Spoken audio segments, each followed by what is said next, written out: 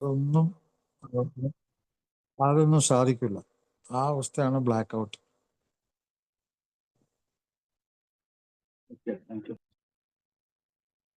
Thank you അനിപ്പേട്ടാ. Thank you sir. അടുത്തായിട്ട് ഇനി ആർക്കെങ്കിലും ഡൗട്ട് ചോദിക്കാനുണ്ടെങ്കിൽ ഈ അവസരം നമുക്ക് ഉപയോഗപ്പെടുത്താം.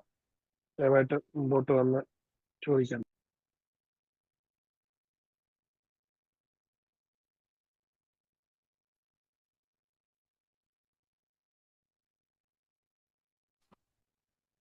Hello, hello. കേൾക്കാവോ? ഞാനിപ്പം ബ്ലാക്ക് ഔട്ടിന്റെ കാര്യം പറഞ്ഞുകൊണ്ട് മദ്യാസക്തനാണ്. പേര് രഞ്ജു, കോട്ടയം. ഞാൻ ഒരു കാര്യം പെട്ടെന്ന് ഞാൻ ഓർത്തതാണ്. ഞാനിപ്പോ ഏതായാലും മദ്യപിക്കത്തില്ല, നന്നായിട്ട് ഇവിടെ പോകുന്നുണ്ട്. പക്ഷെ എന്റെ പഴയകാല ഒരു മദ്യപാനവുമായിട്ട് ബന്ധപ്പെട്ട് ഞാൻ എൻ്റെ 2 സുഹൃത്തുക്കളുമായിട്ട് കുടിച്ച് കോതമംഗലത്ത് വെച്ച് കുടിച്ച് രാത്രിയിൽ ഏകദേശം ഒരു 11 മണി 11:30 ആയപ്പോഴേക്കിനും കുടിച്ചിട്ട് പിന്നെ ബാക്കി കാറിനകത്ത് അവരെ കൊണ്ടുപോയി ഇറക്കി വിട്ട് എന്റെ വീട്ടിലേക്ക് പോയതാണ്. തൊടുപുഴയ്ക്കാണ് ഞാൻ പോയത്. അവിടുന്ന് ഒരു 24 കിലോമീറ്ററേ ഉള്ളൂ. 11:30 12 ആയപ്പോ ഇറങ്ങി ഞാൻ പിറ്റേ ദിവസം രാവിലെ ഞാൻ 7 മണി 7:30 ആയപ്പോഴാണ് വീട്ടിൽ വരുന്നത്. എങ്ങനെ വന്നു, എങ്ങനെ പോയി, എതുവഴി പോയി ഒന്നും അറിയാം. കാറിനകത്ത് ഡീസൽ ഉള്ളത് കൊണ്ട് മാത്രം വീട്ടിലെത്തിയെന്ന് പറയാം. കാറ് എങ്ങനെയൊക്കെയോ എന്തോ അത് ഞാനൊന്ന് ജസ്റ്റ് ഓർത്തപ്പോ ഞാനൊന്ന് പറഞ്ഞതേ ഉള്ളൂ. അത്രമാത്രം മദ്യാസക്തനായിരുന്നു എന്നുള്ള ഒരു ഓർമ്മപ്പെടുത്തലും കൂടിയായിരുന്നു സാർ ഇപ്പൊ പറഞ്ഞത്. കറക്റ്റ്. അപ്പൊ ഇങ്ങനെയൊക്കെ ഒരാൾ കറങ്ങി നടക്കുമ്പോൾ ചിലപ്പോൾ പോലീസ് ഉണ്ടെങ്കിൽ പോലീസ് ഈ വാഹനത്തെ പിന്തുടരും ചിലപ്പോ. സാറേ, അതാണ് ഏറ്റവും വലിയ ഭാഗ്യം. അപകടം ഉണ്ടായില്ല, ആർക്കേറ്റ് പോയി ഇടിച്ച് അല്ലെങ്കിൽ മരണപ്പെട്ടു പോകണ്ടല്ല. എനിക്ക് ബോധമില്ലാത്ത അവസ്ഥയിലായിരിക്കും, പോലീസ് പിടിച്ചില്ല. എന്തൊക്കെയോ വീട്ടുകാരുടെ പ്രാർത്ഥന കൊണ്ട് എത്തിയെന്ന് പറയാം, അത്രേ ഉള്ളൂ. ആ കാറിലൊക്കെ ഫുള്ള് സ്ക്രാച്ചുകളായിരുന്നു സൈഡ് മുഴുവൻ. ഏതാണ്ട് കാട്ടിക്കൂടെയൊക്കെയാണ് പോയത്, കോതമംഗലം കാട്ടിക്കൂടെയൊക്കെ പോയി. ഏതായാലും എത്തിയെന്നുള്ളതാണ്. ഇതൊരു അവസ്ഥയാണ്, ഒരു ബോധവും ഇല്ലാത്ത അവസ്ഥ. ഒന്ന് ഓർത്തപ്പോ ഒന്ന് പറഞ്ഞതേ ഉള്ളൂ സാർ. ഓക്കെ. ശരിയാണ്. ശരിയായ ഒരു ബ്ലാക്ക് ഔട്ട് ഭയങ്കര ഭീകരമായിട്ടുള്ള അവസ്ഥയാണ്. പലപ്പോഴും അത് ആക്സിഡന്റ് ഒക്കെ ആകാം. എതിരെ വരുന്ന ആൾക്ക് മനസ്സിലാവില്ലല്ലോ ഇയാൾ ഇങ്ങനെയാണെന്ന്.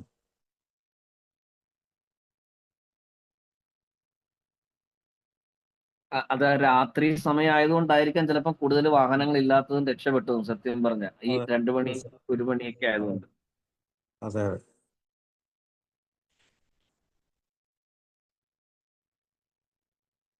Okay, thank you doctor. Okay, thank you കേട്ടോ. Thank you doctor.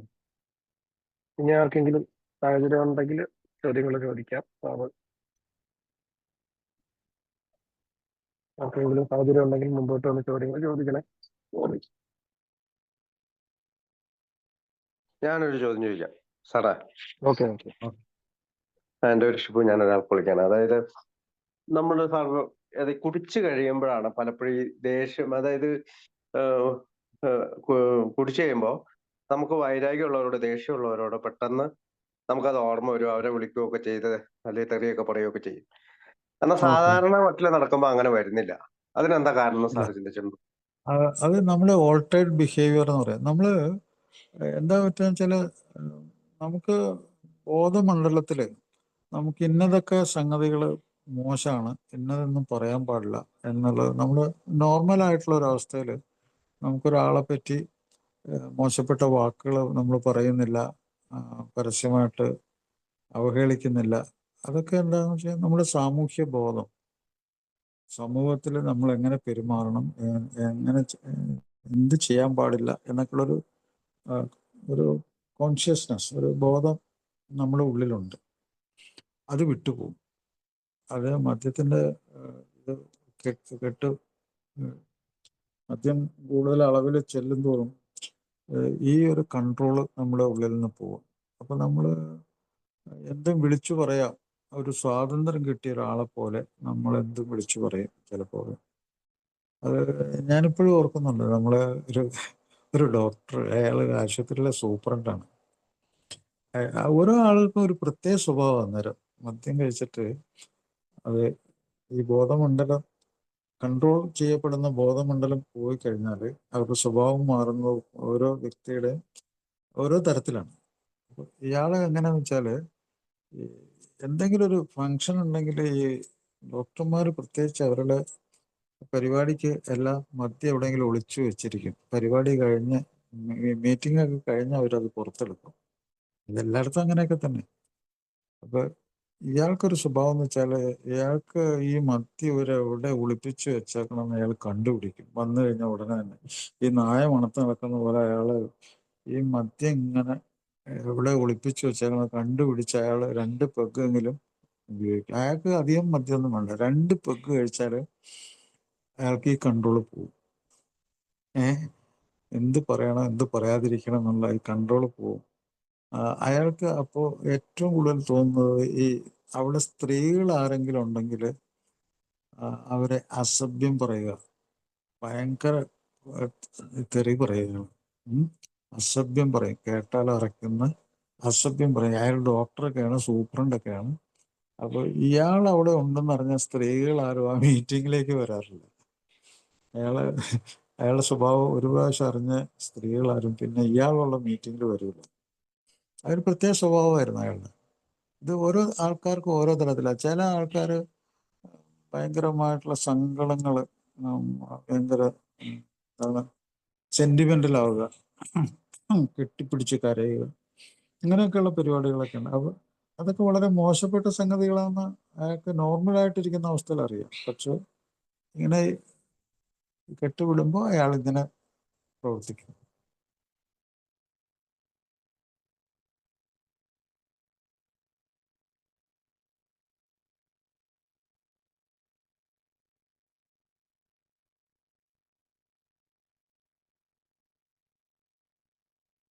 Hello. Hello. ആ അരുൺ, ആരെങ്കിലും ഇനി ചോദിക്കാണ്ട് ചോദിക്കുക. ജെറി. ഓക്കെ.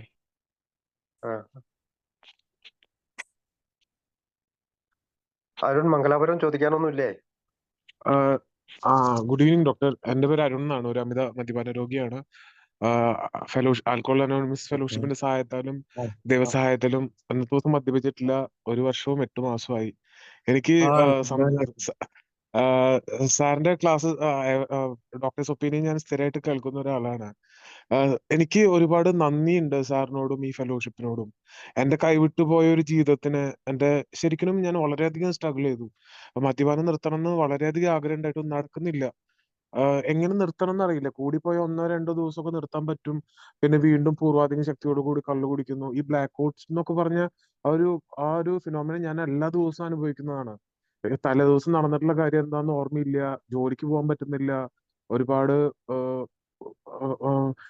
ലോണുകൾ കടം വാങ്ങിച്ചിട്ട് കൊടുക്കാൻ പറ്റുന്നില്ല. അങ്ങനത്തെ ഒരു സിറ്റുവേഷനിൽ നിന്ന് ജീവിതത്തിലേക്ക് ഒരു ഗ്രിപ്പ് കിട്ടിയ ഒരു സന്തോഷത്തിലാണ് ഞാനിപ്പോ.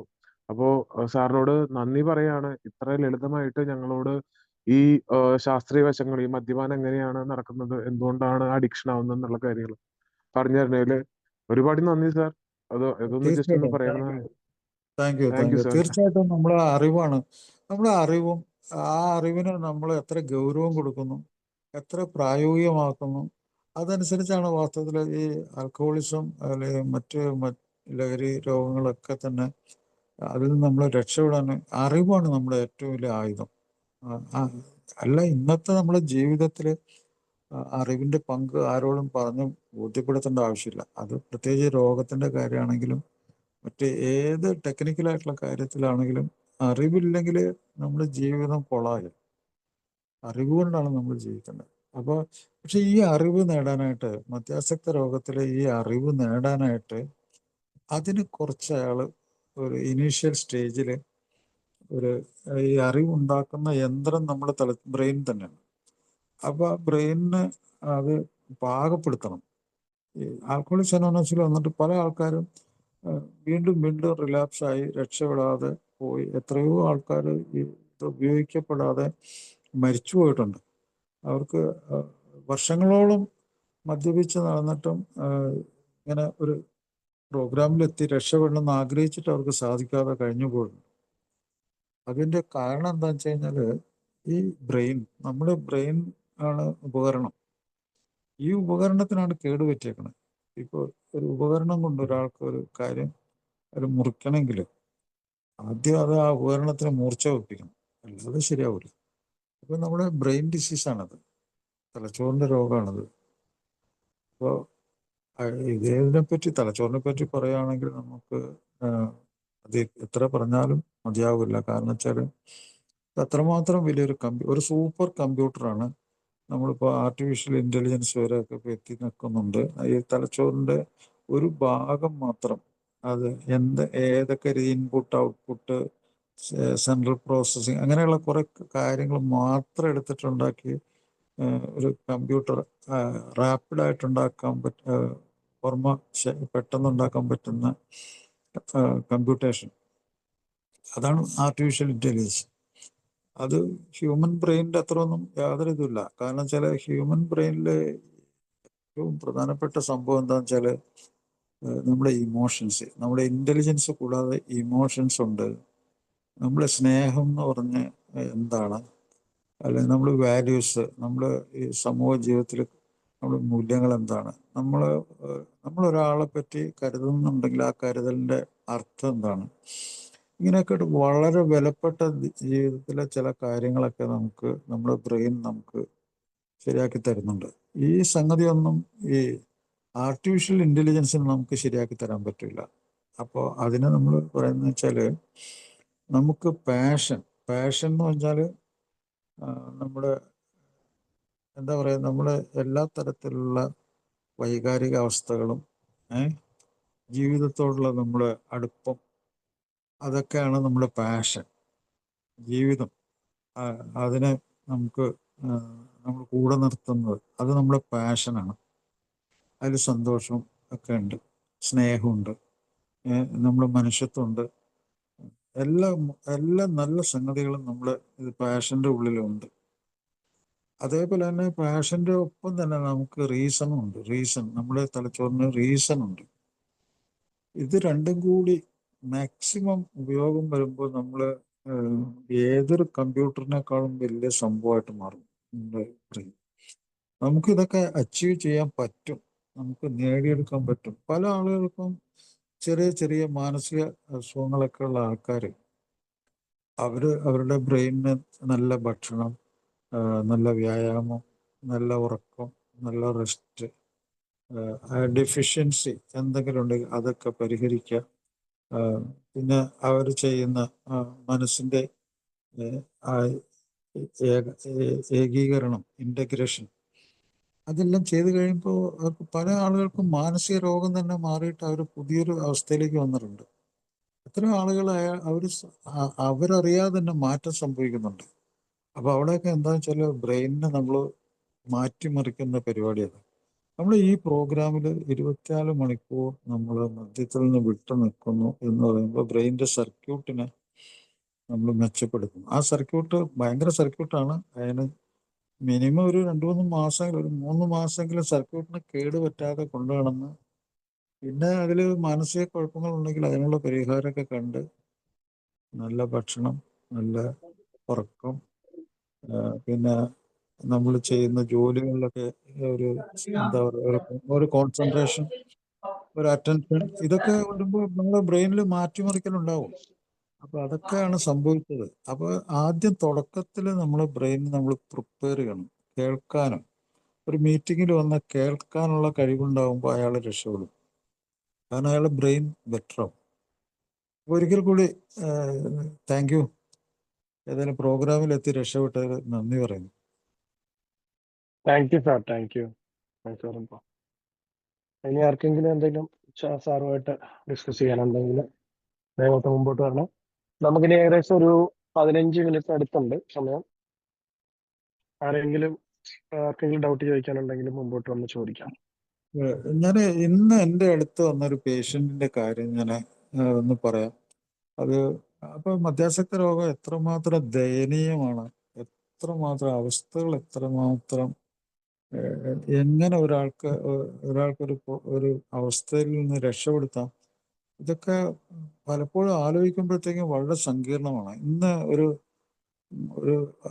ഒരു ഏകാരൻ, അവൻ്റെ ഒരു കൂട്ടുകാരനെ എൻ്റെ അടുത്ത് ഒരാളെ കൊണ്ടുവന്നു. 30 വയസ്സുണ്ട്. അവന് ഒരു ഇലക്ട്രോണിക്സ് എന്തൊരു ജോലിയുണ്ട്, കഴിവുള്ള ഒരു പയ്യനായിരുന്നു.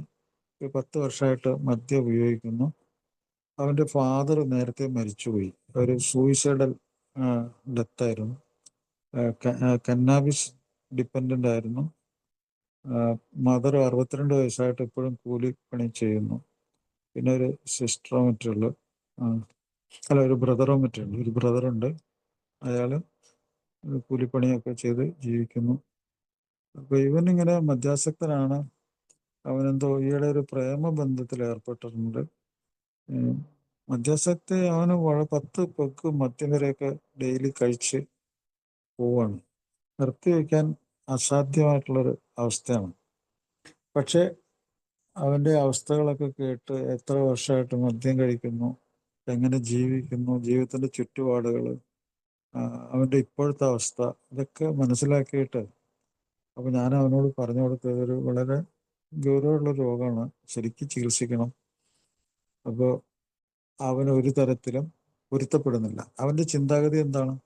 അവൻ ഏതെങ്കിലും ഒരു സ്ഥലത്ത് പോയി കിടന്നാൽ ഈ ലോകത്തെ മറ്റാളുകൾ, അവൻ്റെ ജോലി സ്ഥലത്തുള്ള ആളുകളൊക്കെ അവൻ മദ്യപാനിയാണെന്നുള്ള വിവരം അവരുടെ ഉള്ളിൽ ചെല്ലും. അത് അവന് ഏറ്റവും പരിഹാസ്യം ഉണ്ടാക്കുന്ന ഒരു സംഗതിയാണ്. അവൻ അവഹേളിക്കപ്പെടും. അപ്പോൾ ഏറ്റവും വലിയ അവനിപ്പോൾ ഈയിടെ ആത്മഹത്യയെ പറ്റി ഒരു ആലോചിച്ചു. അങ്ങനെ ഒരു അവസ്ഥയിൽ നിൽക്കുന്ന ഒരുത്തനാണ്, മദ്യാസക്തനാണ്.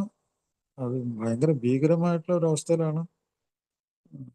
എന്താണ് കോൺട്രാഡിക്ഷൻ, വൈരുദ്ധ്യങ്ങൾ ഒത്തിരി ഉണ്ട്. നിർത്തണം എന്ന് ആഗ്രഹമുണ്ട്, സാധിക്കുന്നില്ല. രാവിലെയുള്ള കുടിയുണ്ട്. എല്ലാ തരത്തിലും വളരെ അങ്ങേയറ്റത്തെ മോശം അവസ്ഥ, മാനസികാവസ്ഥ, വിഷാദ രോഗം ഒക്കെ ഉണ്ട്. അപ്പോൾ ഈ ഒരു അവസ്ഥയിലുള്ള ഒരു രോഗി, അയാളോട് ഞാൻ പറയുകയാണ്, നിങ്ങൾ ഒന്ന് അഡ്മിഷൻ ആകണം, അതാണ് ഏറ്റവും നല്ലത്. നമുക്ക് മരുന്നെടുത്ത് തരാൻ ഒരാൾ വേണം, സ്വസ്ഥമായിട്ട് കിടക്കണം. അപ്പോൾ അയാളുടെ മറുപടിയാണ് ഞാൻ ഈ പറഞ്ഞത്. അയാൾ അവഹേളിക്കപ്പെടും, നാട്ടിൽ മുഴുവനും പാട്ടാവും. അതാണ് ഈ ഷെയിം.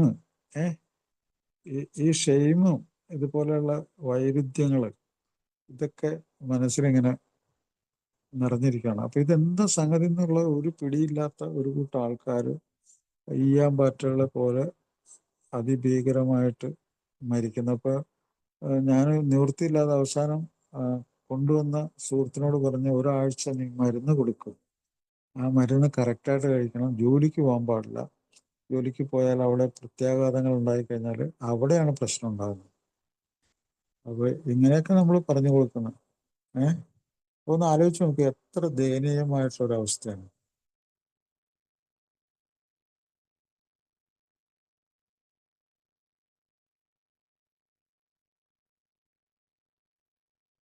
Thank you sir. ആർക്കെങ്കിലും ചോദിക്കാനുണ്ടെങ്കിൽ ചോദിക്കാം.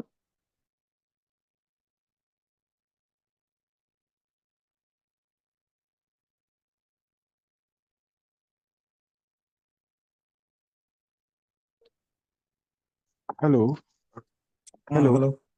സാർ, അരുണാണ്, ഒരു അമിത മദ്യപാന രോഗിയാണ്. Sir, okay. ഞാൻ പറഞ്ഞിരുന്നല്ലോ, ഞാൻ മദ്യത്തിൽ നിന്ന് വിട്ടുനിന്നിട്ട് 1 വർഷവും 8 മാസമായി. എന്റെ വീട്ടിൽ എന്റെ അനിയനെല്ലാം ചെറിയ രീതിയിൽ മദ്യപിച്ച് തുടങ്ങിയിട്ടുണ്ട്. അപ്പോ അവരിങ്ങനെ മദ്യപിക്കുമ്പോ ഉള്ളിന്റെ ഉള്ളിൽ ഭയങ്കര പേടിയാവും, ഇവരോട് എങ്ങനെ അത് കമ്മ്യൂണിക്കേറ്റ് ചെയ്യും എന്നുള്ളൊരു രീതിയിൽ. അപ്പോ ഒരു ബെറ്റർ ആയിട്ട് എങ്ങനെയാണ് ഇവര് ഇതിൽ നിന്നൊന്ന് പിന്തിരിക്കുക, കാര്യങ്ങളൊന്നും. അല്ല, അത് ഞാനൊരു മീറ്റിങ്ങിന് പോകുന്നുണ്ട്. നിനക്ക് അവിടെ വരുന്നതിന് പ്രശ്നമൊന്നുമില്ല, നീ അവിടെ വന്ന് ഒന്ന് കേൾക്കുന്നുണ്ടോ എന്ന് ചോദിക്കുക. അവനൊരു ഇൻവിറ്റേഷൻ കൊടുക്കുക. ഒരു പ്രോഗ്രാം ഓപ്പൺ മീറ്റിങ്ങിൽ വന്ന് അവിടെ ഇരുന്ന് ചിലപ്പോൾ ഒരൊറ്റ മീറ്റിങ്ങിൽ തന്നെ സ്ട്രൈക്ക് ചെയ്യും. അത് അവൻ്റെ മനസ്സിലങ്ങ് കയറി പറ്റിക്കഴിഞ്ഞാൽ പല ഗുണങ്ങളുണ്ടാവും. ഈ പ്രോഗ്രാം ആ രീതിയിൽ വളരെ നല്ല ഒരു എഡ്യൂക്കേഷനാണ്.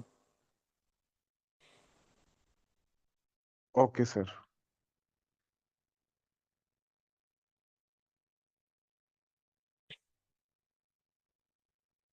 Thank you sir.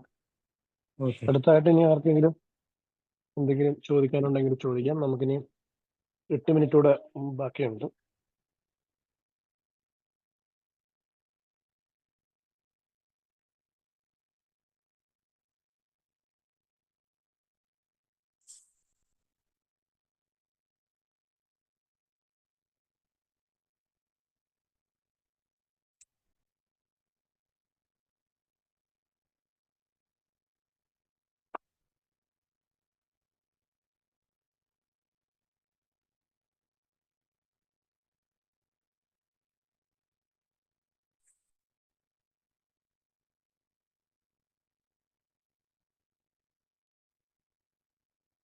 ആരും ചോദിക്കല്, ഞാൻ ഓർമ്മ ചോദിക്കാം.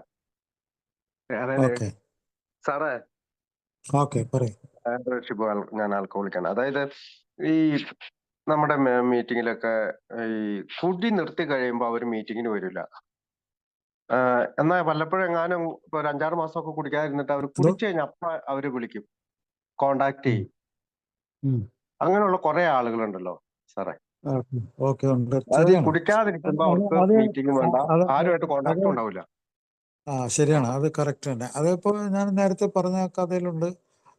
അത് അങ്ങനെയാണ്. ഓരോ ആൾക്കാരും ഇതിനെ പറ്റി ഒരു വൈരുദ്ധ്യം മനസ്സിൽ സൂക്ഷിക്കുന്നുണ്ട്. ഇത് ഇപ്പോൾ നമ്മൾ കേജ് ടെസ്റ്റ് എന്ന് പറഞ്ഞ് ഞാൻ പല പ്രാവശ്യം പറഞ്ഞിട്ടുണ്ട്. ഈ കേജ് ടെസ്റ്റിന്റെ അടിത്തറ എന്താണെന്നറിയോ? ഈ ഒരാളുടെ മനസ്സിൽ ഇങ്ങനെ വൈരുദ്ധ്യങ്ങൾ കൊണ്ട് നടക്കുന്നുണ്ടോ? ഓപ്പൺ മനസ്സല്ലാതെ വൈരുദ്ധ്യങ്ങൾ, തെറ്റായ സംഗതികൾ, അല്ലെങ്കിൽ പരസ്പരം പൊരുത്തപ്പെടാത്ത കാര്യങ്ങളായിട്ടാണ് അയാൾ ജീവിക്കുന്നത്. ആ വൈരുദ്ധ്യം ഇല്ലാതാകുമ്പോഴാണ് ചികിത്സ എളുപ്പമാവുന്നത്. ഒരു ഉദാഹരണം പറയാം. ഞാനിപ്പോൾ ഇതിനു മുമ്പ് പല പ്രാവശ്യം പറഞ്ഞിട്ടുള്ളതാണ്, എങ്കിലും ചില ആൾക്ക് ഉപകാരപ്പെടും. ഇപ്പം മദ്യത്തിൻ്റെ കാര്യത്തിൽ ഒരു ക്വസ്റ്റ്യനെയറുണ്ട്, 4 ചോദ്യങ്ങൾ. അത് ലോകം മുഴുവൻ WHO അംഗീകരിച്ചിട്ടുള്ള ഒരു 4 ചോദ്യങ്ങളാണ്. നമ്മൾ മറ്റു ചോദ്യങ്ങളൊക്കെ 10-11 ചോദ്യങ്ങളുണ്ട്, അതൊക്കെ കുറേ സമയം പിടിക്കും. അതേസമയം ഈ 4 സിമ്പിൾ ക്വസ്റ്റ്യൻസ് ആർക്കും പെട്ടെന്ന് ചോദിക്കാനും പെട്ടെന്ന് ഉത്തരം പറയാൻ പറ്റുന്ന ഈ 4 ചോദ്യങ്ങൾ, അതൊരു മദ്യാസക്ത രോഗിയുടെ ഉള്ളിൽ വൈരുദ്ധ്യം ഉണ്ടെങ്കിൽ, ആ വൈരുദ്ധ്യം ഉണ്ടെങ്കിൽ അയാളുടെ രോഗം വളരെ സീരിയസ് ആണ്. ഒരു ഉദാഹരണം പറയാം. കട്ടിങ് ഷോർട്ട്, മദ്യം നിർത്താൻ ആഗ്രഹമുണ്ടോ? ഒരു ഡോക്ടർ മദ്യാസക്തനോട് ചോദിക്കുകയാണ്. ഇന്ന് വന്നവനോട് ഞാനും ചോദിച്ചു, എനിക്ക് മദ്യം നിർത്താൻ ആഗ്രഹമുണ്ടോ? അവൻ തീർച്ചയായിട്ടും എനിക്ക് നിർത്താൻ ആഗ്രഹമുണ്ട്. എന്താണ് അവൻ്റെ വൈരുദ്ധ്യം?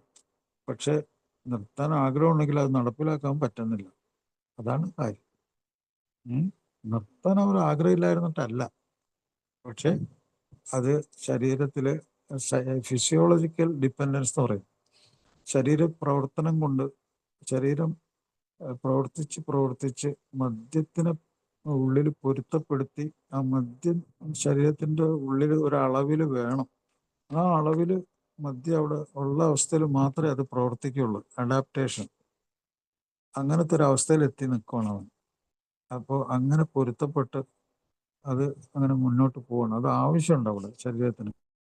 അതുകൊണ്ട് എപ്പോഴും അവൻ പോയി കുടിക്കുന്നത്. പക്ഷെ അവൻ്റെ മനസ്സുകൊണ്ട് അത് മോശപ്പെട്ട സംഗതിയാണെന്നും ഇത് നല്ലതല്ല, സമൂഹം നല്ലതല്ല എന്ന് കരുതുമെന്ന് ഞാൻ നേരത്തെ പറഞ്ഞവൻ്റെ കഥ പോലെ അറിയാവന്. അതുകൊണ്ടാണ് അവൻ പറയണത് എനിക്ക് നിർത്താൻ ആഗ്രഹമുണ്ട് എന്ന് പറയുന്നതിൻ്റെ കാരണം അത്. ആഗ്രഹമുണ്ട്, പക്ഷെ നടപ്പിലാകുന്നില്ല. രണ്ടാമത്തെ, പിന്നെ നമ്മൾ മദ്യത്തെ ഞാൻ നേരത്തെ പറഞ്ഞ് ആ ജെലിനിക്കിൻ്റെ കാര്യത്തിലുണ്ട്. അത് ജെലിനിക്ക് പറഞ്ഞു, ഈ മദ്യത്തെക്കുറിച്ച് സംസാരിച്ച് അയാൾ മദ്യപാനിയാണെന്നുള്ള രീതിയിൽ സംസാരിച്ചു കഴിഞ്ഞാൽ അയാൾക്ക് ദേഷ്യം വരും. അത് ഒരു വൈരുദ്ധ്യമല്ലേ? അയാൾ ഏറ്റവും കൂടുതൽ കുടിക്കുകയും ഏറ്റവും കൂടുതൽ കൊണ്ടു നടക്കുകയും ചെയ്യുന്ന സാധനമാണ്. അതിനെപ്പറ്റിയാണ് സംസാരിക്കുന്നത്. അപ്പോൾ അയാൾ മോശപ്പെട്ട സംഗതിയാണെന്ന് അറിയാം. അതുകൊണ്ടാണ് അയാൾക്ക് ദേഷ്യം. മൂന്നാമത്തെ കാര്യം, അപ്പോൾ ആങ്കർ ഉണ്ടോ ഇല്ലെന്നുള്ളത്, കുറ്റബോധമുണ്ടോ? ഇയാളിങ്ങനെയൊക്കെ കാണിച്ചിട്ട് പൈസ നഷ്ടപ്പെടുന്നുണ്ട്, വീട്ടിൽ പ്രശ്നങ്ങളുണ്ട്, ജോലി സ്ഥലത്ത് പ്രശ്നമുണ്ട്, ഇത് വേണ്ട. അയാൾക്ക് അതിനെപ്പറ്റി ദുഃഖമുണ്ട്, കുറ്റബോധമുണ്ട് അങ്ങനെയൊക്കെ നടക്കുന്നതിൽ. ആ കുറ്റബോധം ഉണ്ടെങ്കിൽ അയാൾക്ക് അങ്ങനെ നടക്കാവോ? പാടില്ല. അപ്പോൾ അവിടെയും വൈരുദ്ധ്യമുണ്ട്. നാലാമത്തെ സംഗതി, നമ്മൾ രാവിലെ എഴുന്നേറ്റ് നമ്മൾ പ്രഭാത കൃത്യങ്ങളൊക്കെ ചെയ്ത് കഴിഞ്ഞ് നമ്മൾ എത്രയും പെട്ടെന്ന് ജോലിക്ക് പോകാനാണ് നമ്മൾ ആഗ്രഹിക്കുന്നത്. അപ്പോൾ ആ സമയത്ത് നമ്മൾ ശരീരത്തിൽ മദ്യം പാടില്ല. എവിടെ ചെന്നാലും ആരും മനസ്സിലാക്കും, ആ ജോലി ചിലപ്പോൾ നഷ്ടപ്പെട്ടു പോകും. അപ്പോൾ അതുകൊണ്ട് ആരും രാവിലെ മദ്യം കഴിക്കാൻ താല്പര്യം ഉണ്ടാവില്ല. അപ്പോൾ അങ്ങനെയുള്ളൊരു സ്ഥലത്ത് ഇയാളുടെ ശരീരം ഇയാൾ അത്രമാത്രം കീഴടക്കി കഴിഞ്ഞാൽ ഇയാൾക്ക് രാവിലെ പോലും കുടിക്കാതിരിക്കാൻ പറ്റാത്ത ഒരു ദയനീയ അവസ്ഥയിലെത്തും. അതാണ് ഐ ഓപ്പണർ എന്ന് പറയും. കണ്ണ് തുറക്കുമ്പോഴേ മദ്യം കിട്ടിയാൽ കുടിക്കുക, ഐ ഓപ്പണർ. അപ്പോൾ 4 അക്ഷരമായി, 4 അവസ്ഥകളായി. എന്താണ്? Cutting short, anchor, guilt, eye opener. അപ്പോൾ അതിൻ്റെ എല്ലാ ആദ്യത്തെ അക്ഷരം എടുത്തു കഴിഞ്ഞാൽ CAGE കേജ് ടെസ്റ്റ് എന്ന് പറയും. ഈ ടെസ്റ്റ് വളരെയധികം അതിന് വാലിഡിറ്റി ഉണ്ട്. ആ ടെസ്റ്റ് പോസിറ്റീവ് ആണെങ്കിൽ 4 പോസിറ്റീവ് ആണെങ്കിൽ ഇപ്പോൾ ഈ നിമിഷം അയാളെ കൊണ്ട് അഡ്മിറ്റ് ചെയ്ത് ചികിത്സിക്കണം. അങ്ങനത്തെ അവസ്ഥയാണ്. പക്ഷെ അയാൾക്ക് പോലും അറിയാൻ പറ്റില്ല അയാളുടെ രോഗം ഡോക്ടർ എങ്ങനെ മനസ്സിലാക്കിയെന്ന്.